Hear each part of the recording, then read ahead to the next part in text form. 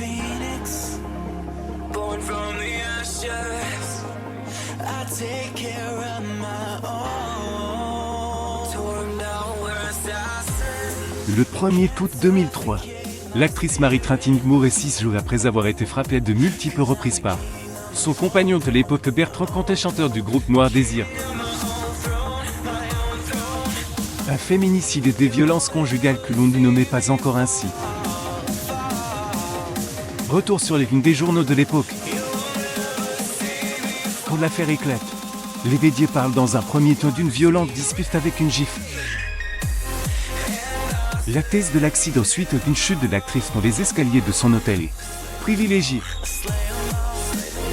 C'est après que la police lituanienne affirme que le chanteur de Noir Désir avait bien frappé, puis poussé Marie-Trentine, que des médias vont commencer d'évoquer le crime passionnel.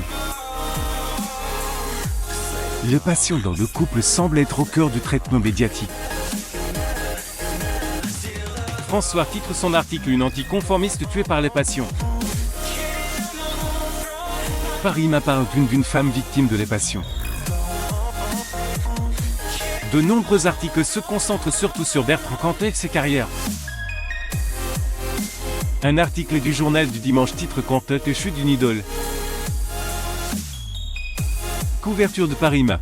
Le 31 juillet 2003, Parima, les violences des Cneps, ce qui est mis en avant dans une des journaux de l'époque.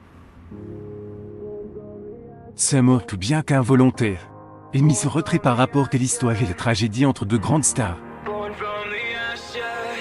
Le une du Nouvel Observateur du 9 octobre 2003 qualifie ce meurtre de tragédie moderne. Couverture du Nouvel Observateur. Le 9 octobre 2003, le Nouvel Observateur du crime est toujours associé à la notion de passion.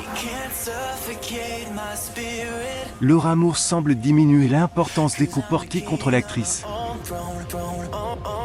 Quelques mois après le fait, alors que les causes de sa mort ont été établies, le Parisien titre le crime passionnel coup volontaire, comme si ces deux notions étaient contradictoires. Couverture du Parisien. Le 16 mars 2004, le Parisien Dreamer semble avoir évolué depuis 2003 le traitement médiatique de ce genre d'affaires également. Le mouvement met aussi passé par le film ne serait plus acceptable de traiter ce genre de crime de la même manière. Au 2012, l'Organisation mondiale de la santé (OMS) reconnaissait le terme de féminicide en ajoutant qu'ils s'inscrivent dans des cadres de violence systémique et d'où une logique de domination masculine.